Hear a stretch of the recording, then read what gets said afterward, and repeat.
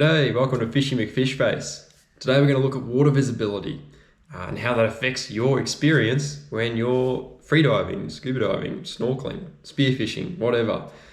So this is an important factor for all these activities. So we've got so many activities in the water and it's important for good diving because you want to be able to see all the fish, all the marine wildlife, all the habitat. And if you can't see past your own hand, then you're not going to have much fun in the water. And it's also a bit dangerous too. So what is water visibility? What is it exactly? So you'll probably hear people say, today was 6 meters viz or 10 meters viz. Viz, that's just short for water visibility. That's what divers mean when they talk about viz. And how you measure that, you can actually use what's called a Seachy disc.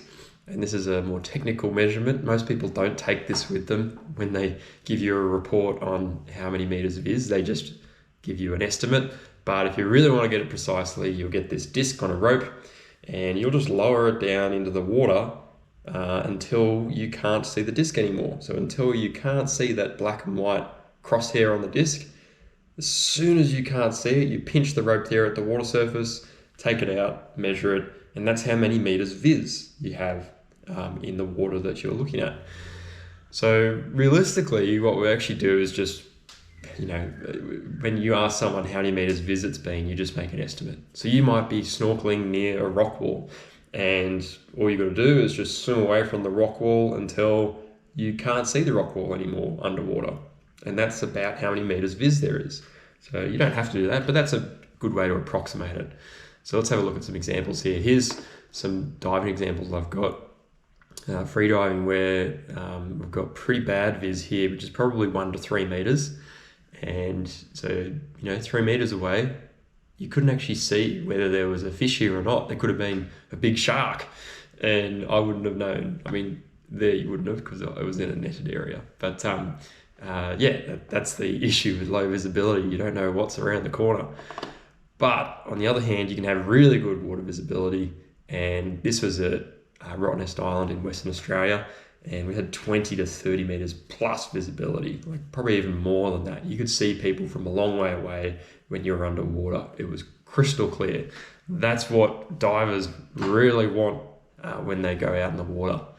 So what I'm going to do today is look at the factors involved in water visibility and how you can use that knowledge to work out where the best place to dive is and where you're going to get the best water visibility given the conditions. So first of all, what makes bad water visibility? Well, it really is particles in the water. Sediment is what we call it. Sand, silt, seaweed, little flakes of seaweed, algae, even jellyfish. All these things can make the water visibility bad. You can see here we've got the sand and it's being washed up by some waves, just not necessarily breaking, but just the wave motion. And the water's keeping this sediment suspended, all these particles suspended, and that means you can't see as far in the water. Here we've got another example, and rather than lots of sand, we've actually got bits of seaweed and algae that grows in the seaweed because the waves are washing them past and it gets broken off and comes off and it reduces the visibility a bit. So a few different factors. Another thing is depth. Depth can reduce visibility, especially the colour visibility. So these are both from Gunnamatta Bay, where the visibility that day wasn't very good, but this is near the surface and you can still see the yellow in these diamond fish. The colour is still there. But as you go down deeper, this was about 4 or 5 meters deep, this fan belly leather jacket, you can not really see the yellows or the details of the patterns in its coloration. So as you go deeper down, especially when the water visibility is not good, you do lose a bit of color and everything starts to look a bit blue and green rather than reds and yellows and other interesting colors that you might be looking for. Another factor is lighting. So if you've got a bright sunny day like I had here at the Tangalooma shipwrecks, the lighting just brightens up all the colours and patterns that you can see. So this wobbegong looked spectacular as it was swimming through a very clear sunny day. But on the right here we have in Sydney, these are actually blue gropers. These two fish here and it was a cloudy day, or patchy clouds, and you can see here that these are probably female blue gropers, so they're not fully blue yet, but they are stronger blue coloration than what you can see in the image, and that's just because of the depth that I dove down to see these. You couldn't get as much color, and also the lighting with the clouds. So if it was a bright sunny day, even at this depth, I would expect to see a bit more blue in those fish. Another factor is turbulence, and I'll just play this video quickly. We'll go from about here. Can you see that it's a bit hazy and blurry? Sort of like on a tarmac road on a hot summer's day, you see these like wavy lines, blurriness out in the distance. That's the sort of like turbulence of temperature. So you've got two water temperatures, effectively, a thermocline, some cold water in a dam maybe, and warmer water in the ocean, or could be the other way around. And as the tide pulls water one way or the other, those temperatures mix and they actually sit at different levels. And as they mix, you get a bit of turbulence, and that's what gives you that wavy, sort of blurry look. So that can affect water visibility too on the change of a tide, and in some other situations too. So that's another factor. It's not as common, but you can get that. Another one is air. You've got bubbles in the water. So when a wave is breaking, you can't see much through a breaking wave. You can see this breaking wave in the distance. And over here, this is water in Sydney where a wave washed up onto a rock shelf, and as it emptied off, all that water sort of bubbled and drained through like a little mini waterfall. And you've got to be careful snorkeling there because of all the water current pulling you into the rocks. But you can see here, I can see some of the rocks here, but all the bubbles, you can't see anything past that. So that affects your water visibility too. Finally, things like runoff and debris. So runoff is a very significant factor when it ties into rain, and we'll talk about that today. You can see here we've got quite a dirty sort of creek here, and the tide or the water level in the creek, it might be after a lot of rain, and the rain picks up lots of sediment, pulls it into the creek, so the rain runs down and streams into creeks, into rivers, and then into the ocean. But all that sediment that it carries with it, all the dirt and mud and even pollution, litter, it all gets pulled out into sea by the tides, and you get this dirty water. So that's not very nice. And of course you can get debris as well. This was from a cyclone, just a couple of days after, with all the big swell. You can see there's uprooted trees. You certainly would not want to be snorkeling after a cyclone has hit. The water is disgusting. Okay, so that's what is bad water visibility, but we want to know when there's good water visibility. So there's a few checks that you can do before you go off to your location, and you might have a long drive. I often drive an hour or two just to get to the spots I want to snorkel at. So what are the checks you can make before you make that decision to go? Well, you want to look at the rain, you want to check the tides, check the swell, check the wind, check the temperature. Not as important, the geology, the bathymetry. Look on Google Maps or Google Earth. Is it a rocky area you're looking at, or is it a muddy area? Has it got coral? What's the bathymetry like? How deep is it? Your lighting, what's the weather going to be like? Will it be sunny? An artificial contribution like dredging boats. Do you know if there's one scheduled to be in the area? So these are a few checks, and I'm going to look at each of these points in a bit more detail in this video. So let's look at rain and how rain affects water visibility. And it's one of the biggest factors. But you might be out in the water, like I was here at Talabudra, and reasonably sunny day, and all of a sudden some clouds come by and it starts raining, and it doesn't really change anything. The rain doesn't affect it. It's actually quite pleasant. So I was out here, it started raining, and the water visibility, so under the water, it was about the same before the rain and after the rain. So it didn't, or during the rain, I should say, didn't really affect it. So you might be thinking, what's the problem with rain? I'm just going to get wet anyway. Well, the problem with rain isn't so much while it's raining, but it's the accumulation of rain and the runoff of that rain off the land into the water systems. So I told you before how we have the runoff into this creek, and you can see that dirty water, all that dirt and mud that's been pulled out of creeks or dams and churned up off the mountains, and all that dirt and runoff goes out into the ocean, and you get this dirty water. And that really affects water visibility. And it's also not very good for your health either. So how much rain has there been in the last few days? That's what you want to consider. So has there been torrential rain for 3 days? And then let's say the next day is perfect conditions for snorkeling, like there's no rain, it's a clear, sunny day, the tide's right, there's no waves, no wind. It still might not be a good idea to go snorkeling, because the river systems and the water nearby, even beaches nearby, is still flushing out with tides all that dirty water. So you might have to wait another couple of days. And this is what's difficult, but actually you can estimate how long it's going to take for the water to clear up. So some factors are how big is the catchment area near your location, and that's going to affect how tidal flushing, how tides bring in clean water from the ocean, mix it in, take out the dirty water again and again, how long it's going to take. So I'm going to have a look at Google Earth, and I'm just going to show you an example. So this is Cudgeon Creek. This is a creek which does get dirty when it rains, like any creek really. And you can see it's fed by here we go, there's a dam here. It's a natural dam, but compared to many places, it's actually quite a small volume catchment area. So, there's not too many mountains around here. There's only so much rain that falls in this region that's actually going to bring sediment into this water system. So it's not too much of a large catchment area.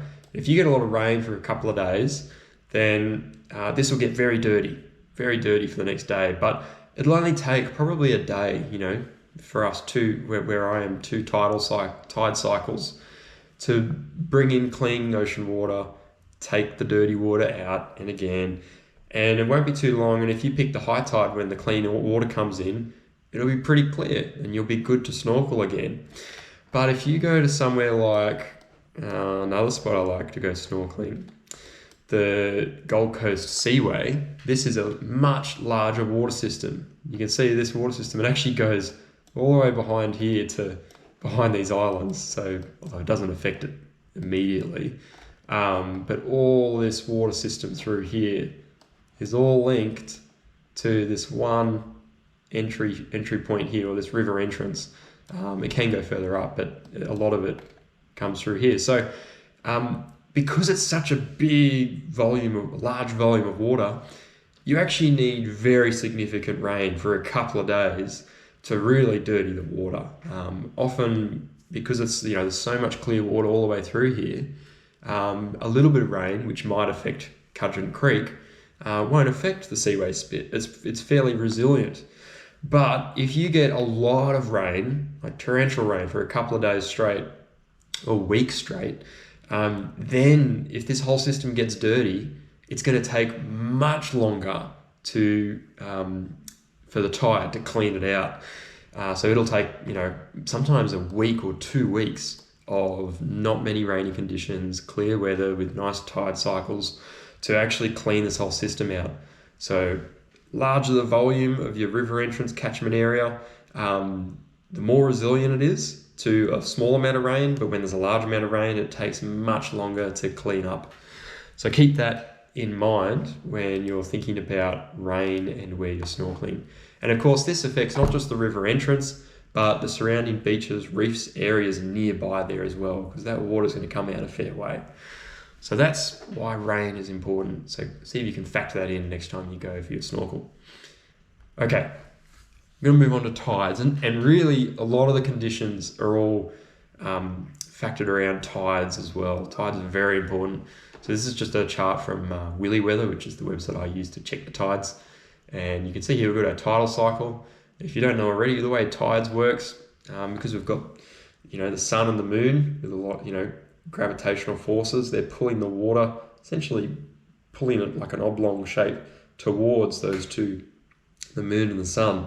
So as our Earth is spinning around and the moon's rotating around and it's the sun in the middle, the water's getting pulled towards those edges. And so depending on where you are, what time of day, you'll get those that water level increasing and decreasing according to those cycles.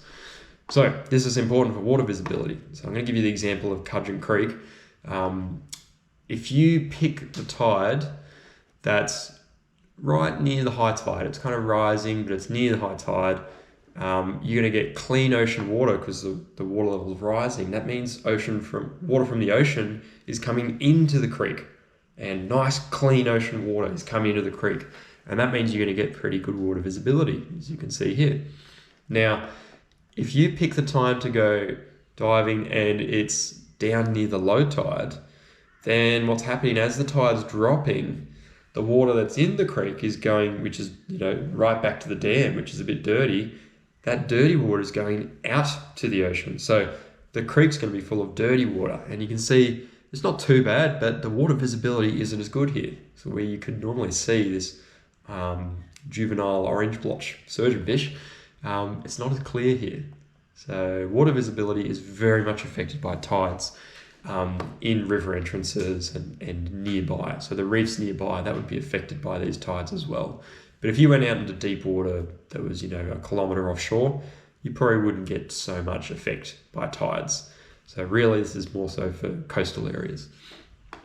Okay, the other thing is if you go diving and you're right on the change of the tides, so see how it's like it flattens out and then it goes steep and then it flattens out. If you go diving at the steep section either side, that tide's going to bring a very strong current. And sometimes there's a little bit of a delay. So the current might be strongest just after, maybe an hour after the middle section here. But you do want to avoid the change of the tide because that current, even if it might be clean ocean water, the current itself can pick up a lot of sediment and stir it up. So you really want to be looking for the high tide to go diving. So first of all, think about, is your area affected by tides? If you're going off to a deep kilometre offshore place, or it's a beach area but there's no river entrances nearby, and it's all rocky and it's not too much sediment, you might not have to worry about tides. But if you're a river entrance, definitely. Keep in mind that currents are driven by tides, and a strong current will reduce the water visibility as well. And think about what phase of tide you're in. So really you should be aiming for just before high tide to get in the water. And that's just a good rule of thumb to keep by if you want to have good water visibility. And of course, I showed you previously the volume of your inlet. If you've got an inlet which is really large and a really deep channel, then your current, the tide current sometimes can be a bit faster coming out. If it's funneled into a narrow area which is deep channel, you can get very strong currents. Like the Gold Coast Seaway, you get some strong currents there. So just keep in mind your volume of your inlet as well. Okay, we'll move on to swell. And this one is particularly for coastal areas, can be really consequential to water visibility.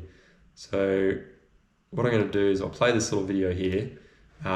It's nice footage actually of the waves, but this is the Seaway spit on the red side. So see this red side here. This is where we've got the waves breaking. So it was actually a pretty good day. There weren't many waves breaking, but there were a few. And the wave direction was coming from I think it was a bit southerly, east-southeast. And so that means you've got waves on this side of the rock wall. And you can see there's, bubbles and sediment in the water along the rock wall that just reduces the visibility a little bit. And it's not necessarily the waves breaking. Sometimes it's just the motion of the waves up against the rocks. Now on this side, the water visibility is a little bit better. And this is the green side. So I snorkeled all the way around to this side of the rock wall, and you can see the water visibility. It's just much clearer. A little bit of sediment, but not much. So there weren't as many waves. And that's because the waves were coming from this direction here, sort of this east-southeast direction. And this rock wall blocks those waves from coming around as strong. You get a little bit of wave motion, but not much on this side. So think about the direction that the swell's coming from and how big those waves are. So if you've got big waves, a big wave is actually going to cause bigger wave motions underwater. So if you've dived under a wave, you'll feel it pull you back, and then you'll go back to the same spot, like a big circular or elliptical motion. Those motions become smaller and smaller as you get down to the sand. So if you pancake on the sand, as a wave comes past, you'll hardly feel any of that wave motion. But if you've got a really big wave, you'll feel more of that wave motion. So, because it has a lot more motion in it. So, height of the waves is important. Bigger waves will churn up more of that sand, even in deeper areas. The direction of waves is important, especially if you've got, headlands or rock walls like this, where you can choose which side you want to be on. The period of the waves, if you've got a fairly shallow entry area like Noosa I've been to recently, you've got fairly shallow bank that gets deep but very slowly. The period of the waves can be an influence too, because if you've got longer period waves, which means the time between each wave that comes through is longer, that can actually mean that the surge is greater. So you'll feel the wave push you over for much longer distance than for shorter period waves, which might just move you back and forth a little bit. And the other thing is the depth. So if you're, like I said, with the height, if you're diving in a really deep area that's like 5-10 meters, then even if you do have significant waves, by the time you dive down deep, you'll hardly feel those waves at all. So whereas if you're in a shallow area, you've got waves, then you'll almost definitely see the sediment churned up with big waves. So that's the swell. Look at the wind now. Wind is really tied into the swell effect, because we've got two examples here. I'll show you the red one. This is of Bundina, and you can see here there was an southeasterly wind, and that wind sort of chopped the water, choppy water is what you call it. See how it's a bit more ripply on the water? So when you're snorkeling, it's not as pleasant because you're sort of getting brushed around a little bit. Whereas in the same day or the same week, looking around the corner, you can see this calm, smooth, glassy is the term we often say, glassy water, because it looks like glass. Very still, so it's really pleasant for snorkeling. Wind effectively makes waves. So you can see here we've got not much wind, no waves. It's very calm, and we've got these slight, small little ripples and waves starting to form because of the wind. And if you've got stronger wind speed, you'll actually start to get little, white caps, little breaking water waves, and those ripples will be deeper.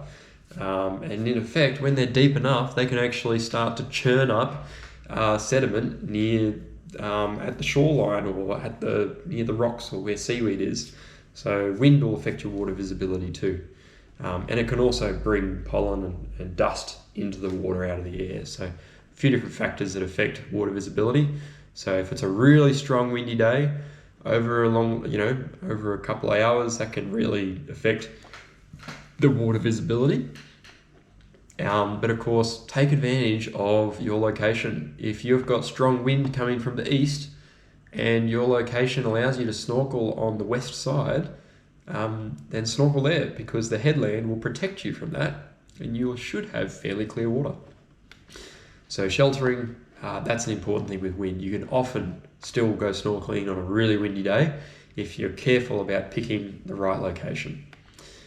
Okay, so these factors that I've got left to talk about, they're not as significant as the first few factors that I mentioned, but they'll still affect water visibility sometimes.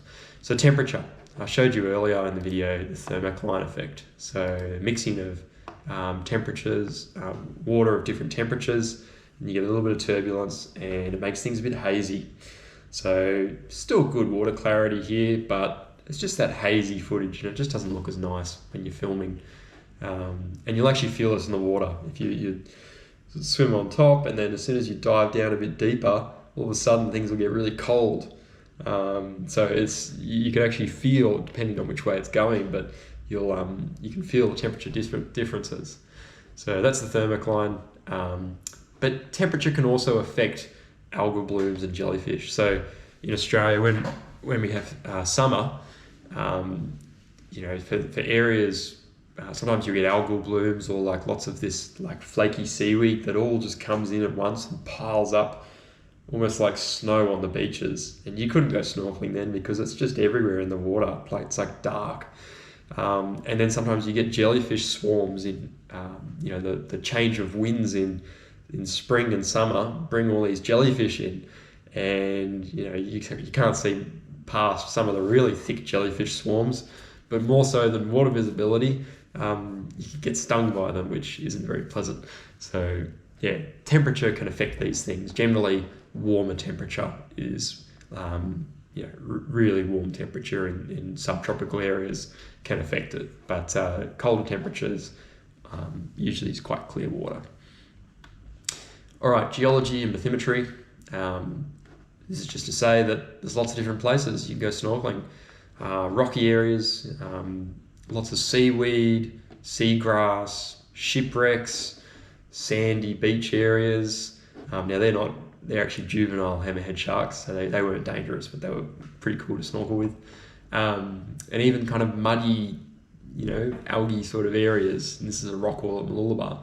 And they've all got interesting sea life. One's not better than the other, but it does affect your water visibility. So I'll go to Google Earth and just show you a few different types. So if you're looking at your where you're going to dive, so here at the Seaway, it's all sandy bottom, and the surrounding areas is all sandy. So we'd expect generally fairly clear water, and we've got rocks along. That's the habitat where the fish really like.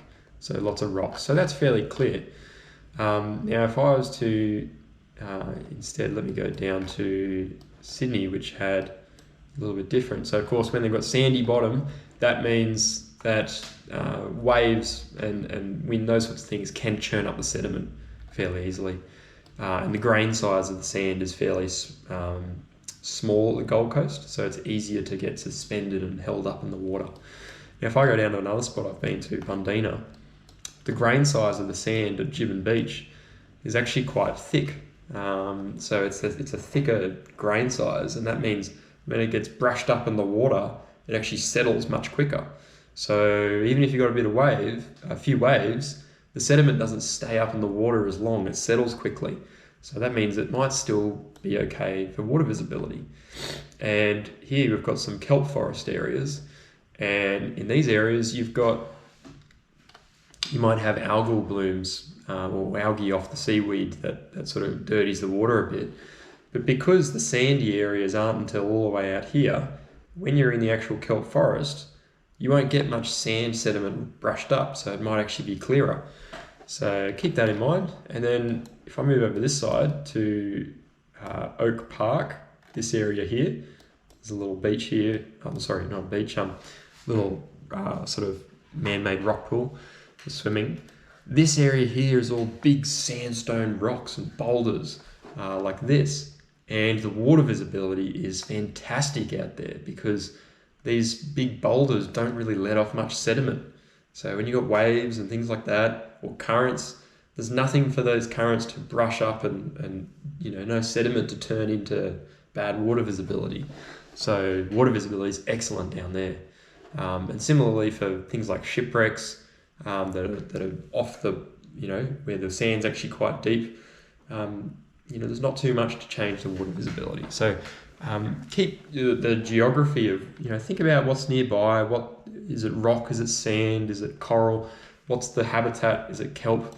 That'll affect your water visibility too. Okay, close that. And the other thing, another thing to talk about is lighting. This one, look, in general, if you want to go snorkeling, just pick a sunny day. Makes things easy. But if you really want to go and the conditions are good and it's not super sunny, that's okay. But you might lose a bit of colour. So you can see here in Tangalooma, I had a fantastic sunny day, clear water, and this sunset wrasse. Look at all the colours in that. The sun just illuminates those colours. Don't need to worry about, which angle I have the lighting with my camera because the sun just brightens the whole thing up. It's near the middle of the day. Whereas this one, it was a bit cloudy and the colours don't quite pop as much. Similar here, it's a bit dark and murky and you can't see the yellow. You can see the yellow, but it's not as strong, not as much contrast as I'd want. So the position of the sun, well, for one, I'll go to this one first, cloud cover. If you've got light clouds, like a very light hazy cloud cover like here, that's usually okay. Sometimes the lighting's actually better because when it's direct sun, you can get off the top of the water these sort of sun ripples, and it looks cool, but sometimes you don't want that in your filming. And if you've got very light cloud cover, that can take away that ripple effect while still giving you good color. So it can actually be really good for filming. But if you've got heavy clouds, you're not going to get good lighting. It's going to look a bit more like this or even this. Now the position of the sun is also important. If you're at sunrise or sunset, you're not going to get as much color, as much sunlight through the water as you would where the sun's in the middle of the day, right overhead. So you can see here, this is near sunrise. See how much glare, the sunlight being reflected off the water surface there is? That's because with the angle of the sun ray to the water surface is fairly shallow, and that means a lot of the sun ray will actually reflect off the surface, and only a little bit of the sun ray will go through the surface of the water. If you've got the sun overhead, it's the middle of the day, then the sunlight, almost all of it will go through the water and only a little bit will be reflected. And that means that if you really want to see the best color and you're snorkeling, then sometimes the middle of the day, if the conditions are okay, like wind and waves, then the middle of the day can be excellent because you get so much more color that comes through when you're in the water. Okay, last one, artificial contribution. Now this is not usually a big factor, but where I normally go snorkeling, we have dredging, and this is an important thing for keeping boats safe in river entrances. A dredging boat is just a big boat that sucks up sand off the bottom of the, down the bottom of the water. And in a river entrance, that sand can build up. If it builds up too much, then waves start to break on it, and that's really dangerous for boats. So they'll often dredge, take that sand out, dig the channel deeper, so the boats can safely navigate through, and they'll dump the sand somewhere else. So that's great. I like it that people are keeping the river entrances safe. But when you're snorkeling, do keep in mind that if you're snorkeling the same day that there's a dredger that's pulling up that sand, you'll hear it. There'll be vibrations in the water because it's a big machine, and it'll also churn the sand up a little bit, which means your water visibility may not be as good.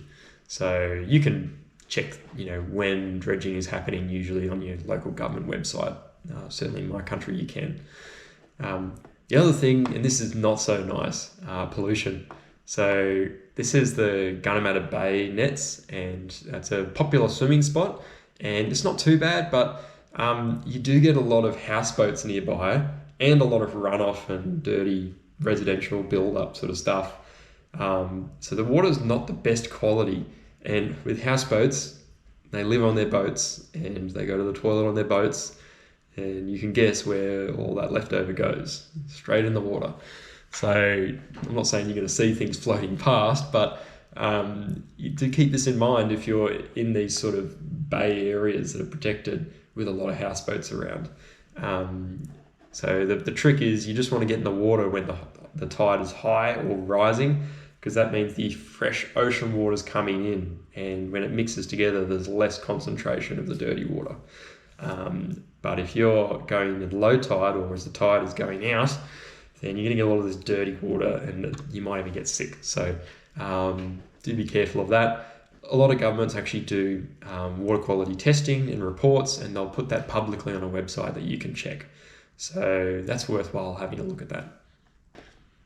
All right, so we'll wrap this up. How can I check water visibility? I'm going to actually do another video where I'll give you a full example of me choosing a location to dive at in a couple of days, and I'm going to look at all these weather sites and show you how I would pick the best spot to go to see good water visibility.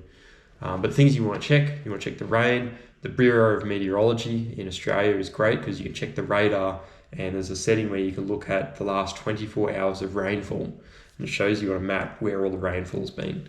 that's really useful for looking at catchment areas where your local spot is. Tide, swell, wind, I check this through SwellNet. I actually work with these guys, so I've actually worked a little bit on their forecast model too. So I know it's good data here that they're using. And then temperature, you can look at the wave buoys. In Australia, we've got them, but usually water temperature doesn't change too much. It takes a long time for ocean temperature to change over seasons. So if it was good last week, it's probably going to be good the week after.